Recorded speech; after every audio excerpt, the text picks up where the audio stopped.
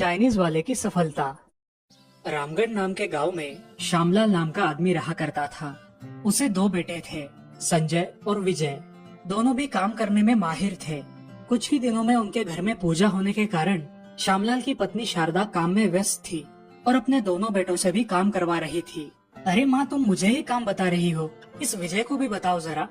हाँ हाँ, पता है कौन कितना काम करता है, तुम इसकी बात मत सुनो माँ। हाँ पता है मुझे, तुम दोनों कितना काम करते हो। चलो अब मेरे साथ काम में हाथ बटाओ। दोनों भाई अपने माँ को मदद करने लगते हैं। उस दिन उनके घर की पूजा संपन्न होती है और श्यामलाल शारदा से कहते हैं, अरे भाग्यवान, आज की पूजा तो बहुत अच्छी हुई। हाँ, बहुत अच्छी हुई पूजा, सभी लोगों को बहुत पसंद आई। चलो अब बहुत रात हो गई है, सब सो जाते हैं। ऐसे ही बहुत दिन बीत गए। श्यामलाल और शारदा अपने परिवार के साथ खुश थे, मगर थोड़े ही दिनों बाद अचानक श्यामलाल को हार्ट अटैक आ गया और उसके इलाज में बहुत सारे पैसे खर्च हो गए। अब उनके घर में पैसों की कमी के कारण खाने के लाले पड़ने लगे। दोनों बेटे भी कुछ नहीं कमाते थे, इसीलिए श्यामलाल को घर कैसे चलेगा इस बात की चिंता सताने लगी। अरे शारदा, मैं ऐसे बिस्तर पर पड़ा हुआ हूँ, क्या करूँ मैं? घर का गुजारा कैसे होगा? आप चिंता मत कीजिए, सब कुछ ठीक हो जाएगा। मुझे नहीं लगता कि मैं अब और काम कर सकूंगा। आप ऐसा क्यों बोल रहे हो? आपको कुछ नहीं होगा, और हमारे बच्चे हैं ना। श्यामलाल शारदा की बातें सुनकर चुप हो गया और मन ही मन सोचने लगा। तभी उसके मन में एक विचार आया और उसने अपने दोनों बेटों को अपने पास बुलाया। संजय, तुम कुछ काम क्यों नहीं करते? हमारे पास थोड़ी जमीन है, उसका इस्तेमाल करके तुम अच्छी तरह से कमा सकते हो। मगर बाबा, मैं तो अभी पढ़ाई कर रहा हूँ। अरे बेटा, मैंने कब कहा तुम पढ़ाई छोड़ दो? पढ़ाई करते करते थोड़ी खेती भी कर लो, घर को थोड़ा सहारा मिल जाएगा बेटा। मैं सोचकर बताता हूँ बाबा। कुछ दिनों बाद संजय खेती करने लगा और उसी के साथ साथ अपनी पढ़ाई भी शुरू रखी। विजय भी उसके साथ खेती में हाथ बटाने लगा। ऐसे ही एक दिन संजय ने विजय से कहा, अरे विजय, तुम क्यों इस खेती के चक्कर में पड़ रहे हो? तुम अपना कुछ धंधा शुरू करो, उसमें तुम्हारा नसीब चमक सकता है। और वैसे भी ये जमीन है ही कितनी, इसमें दो लोगों का तो गुजारा नहीं हो सकता। भाई, मैं भी यही सोच रहा हूँ कि मेरा खुद का कुछ काम धंधा शुरू करूँ। मुझे नूडल्स बहुत पसंद है और मैं उन्हें बनाता भी अच्छा हूँ। क्यों ना मैं नूडल्स बनाकर बेचूं? लोगों को भी बहुत पसंद आएंगे और मेरा धंधा भी हो जाएगा। और बस अगले ही दिन विजय ने बाजार में अपनी रेडी लगा दी और उस पर नूडल्स बना के बेचने लगा। ऐसे ही एक दिन उसकी रेडी पर उसका दोस्त उमेश आया। अरे विजय, तुम यहाँ इस रेडी पर क्या कर रहे हो? अरे मैंने सोचा कि धंधे में अपना नसीब आजमा के देख लूं। ये अच्छी बात है। चलो मुझे एक प्लेट शेजवान नूडल्स बना कर दो। हाँ, अभी देता हूँ। विजय ने नूडल्स बनाकर उमेश को एक प्लेट में दिए। अरे यार विजय, तेरे हाथों में तो जादू है, जादू। कितने अच्छे नूडल्स बनाए हैं तुमने। तुम्हें पसंद आए इसका मतलब बाकी लोगों को भी बहुत पसंद आएंगे। अब धीरे धीरे विजय अपने काम में बहुत व्यस्त रहने लगा। उसको ऐसे नूडल्स बेचते हुए देख संजय को बहुत अच्छा लगता था, क्योंकि अब वो जमीन में हिस्सा नहीं मांग रहा था। ऐसे ही बहुत दिन बीत गए। विजय की नूडल्स की रेडी पर सुबह शाम लोगों की भीड़ लगी रहती थी और उसका सारा ध्यान अपने ग्राहकों पर ही होता था। ऐसे ही एक दिन एक औरत उसके नूडल्स की दुकान पर आई। उसने विजय की बहुत तारीफ सुनी थी। जी मैडम, आपको क्या चाहिए? जी मुझे एक प्लेट हाक्का नूडल्स चाहिए। जी अभी देता हूँ। थोड़ी ही देर में विजय उस औरत के सामने प्लेट रखता है और अपना काम करने लगता है। उस औरत को विजय के बनाए हुए नूडल्स बहुत पसंद आते हैं और वो विजय से कहती है, अरे भाई, ये नूडल्स तो बहुत ही अच्छे हैं, मुझे बहुत पसंद आए। धन्यवाद मैडम। अगले हफ्ते मेरे बच्चे का बर्थडे है, क्या तुम उस पार्टी में नूडल्स बना कर दोगे? जी मैडम, मैं जरूर आऊँगा, बस आपके घर का पता दे दीजिए। जी भैया। ऐसा कहकर वो औरत विजय को पता और कुछ एडवांस पैसे देकर वहाँ से चली जाती है। बर्थडे के कुछ दिन पहले ही विजय ने सारी तैयारी कर ली ताकि किसी चीज की कोई कमी ना हो। और बर्थडे के दिन उस दिए हुए पते पर पहुंचकर सारे बच्चों को उनके मनपसंद नूडल्स खिलाए। सारे बच्चे बहुत खुश हो गए।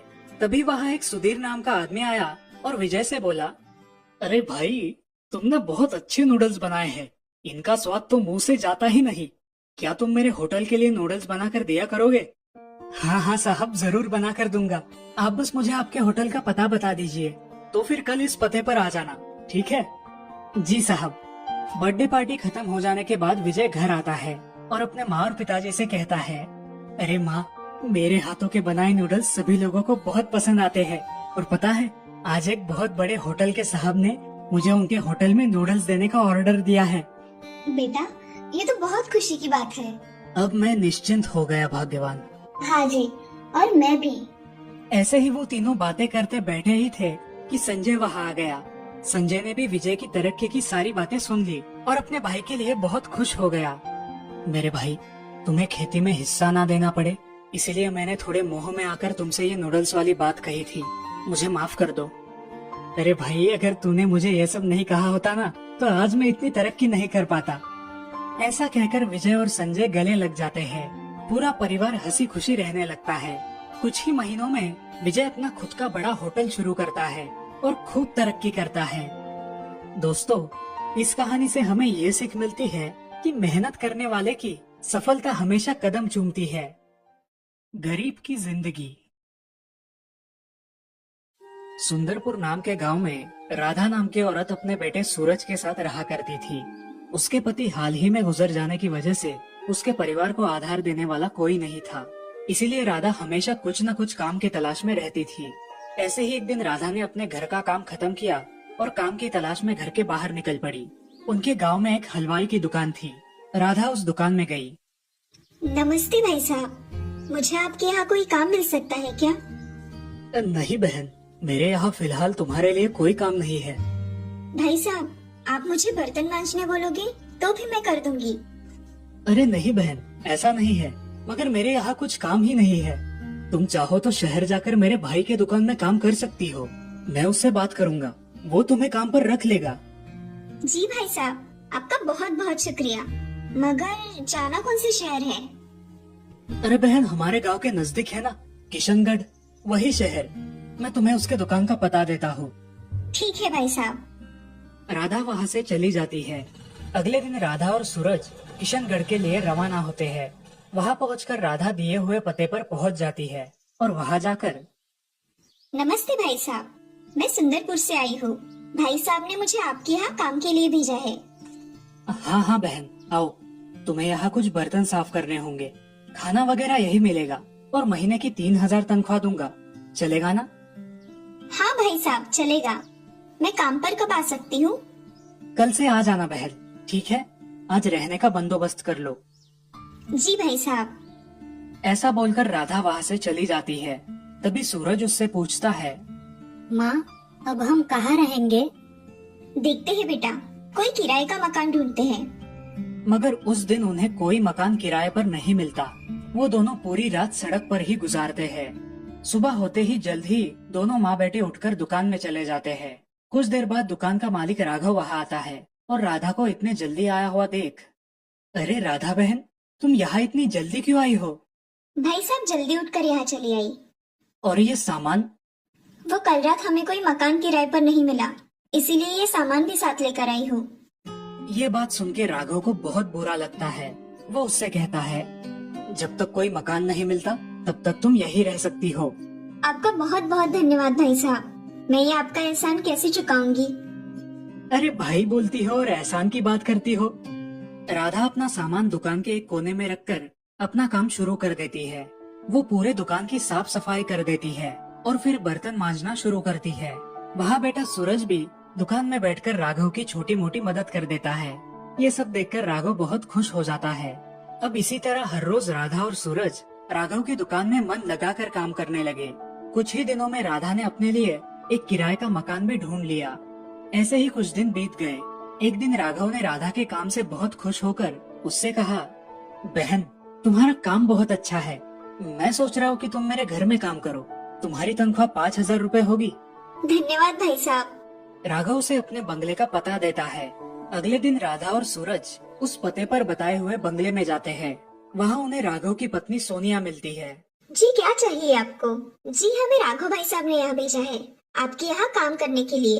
अच्छा, तो आप वो हो? मुझे इन्होंने बताया था, मगर इस घर में काम करना है तो मेरी शर्तें तुमको मंजूर करनी पड़ेगी। जी मालकिन, आप जैसा कहोगी वैसा ही काम होगा। देखो, मेरा बेटा विक्की है। किसी ने उसकी चीजों को हाथ लगाया तो उसे बिल्कुल अच्छा नहीं लगता। इसीलिए तुम्हारे बेटे को बता देना कि उसके कमरे में ना जाए, उससे बहुत जल्दी गुस्सा आ जाता है। जी मालकिन, जैसा आप कहे, मेरा बेटा कुछ नहीं करेगा, आप चिंता मत कीजिए। अब ऐसे ही एक दिन सूरज को विकी के खिलौनों में से एक गाड़ी बहुत पसंद आती है और वो उसे लेकर खेलने लगता है। ये देखकर सोनिया उस पर चिल्लाती है। रखो वहाँ, तुम्हें हाथ लगाने के लिए किसने कहा? राधा! उसकी चीख सुनकर राधा वहाँ आ जाती है। क्या हुआ मालकिन? तुम्हें पता है ना, विकी के किसी भी चीज को हाथ नहीं लगाना है। मालकिन, गलती हो गई होगी, मालकिन छोटा समझकर माफ कर दीजिए। ऐसा कहकर राधा की आंखों में पानी आ जाता है। हाँ ठीक है, मगर आज के बाद विक्की के किसी भी सामान को सूरज ने छूना नहीं चाहिए। जी मालकिन, मैं याद रखूंगी और उसको भी समझा दूंगी। सोनिया वहाँ से चली जाती है और राधा अपने बेटे को समझाने लगती है। सूरज, तुम्हें बताया था ना कि विक्की की चीजों को हाथ नहीं लगाना, फिर तुमने उसकी गाड़ी को हाथ क्यों लगाया?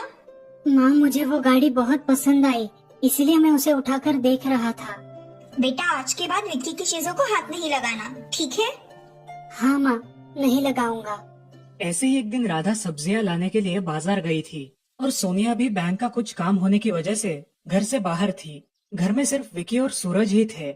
विकी अपने कमरे में खेल रहा था। खेलते खेलते उसकी बॉल घर में एक जगह ऊपर अटक गई और उस बॉल को निकालने के लिए विकी ने एक कुर्सी ली और उस पर चढ़ गया। उस बॉल को निकालते निकालते अचानक उसका पैर फिसल गया और वो उस कुर्सी से नीचे गिर गया। गिरते ही वो बेहोश हो गया। उसकी आवाज सुनकर सूरज वहाँ आया और उसने देखा कि विकी बेहोश हो गया है।